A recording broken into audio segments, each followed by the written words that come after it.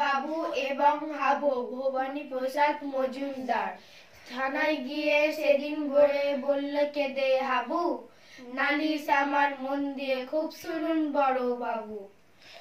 চারজন ভাই আমরা একটা ঘরেই থাকি, দুঃখে আমি সারাদিন রাত ভগবানকেই ডাকি। বড়দা ঘরে 7টা বেড়াল পোষেন ছোট বড়, মেজদা পোষেন 8টা কুকুর যতই বারণ করো।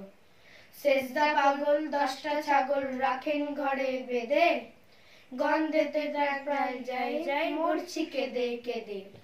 দারোগা বাবু বললে হাবু, তোমরা কি সব ভুলো, সদাই খুলে রাখবে তোমরা ঘরের দরজা জানলাগুলো।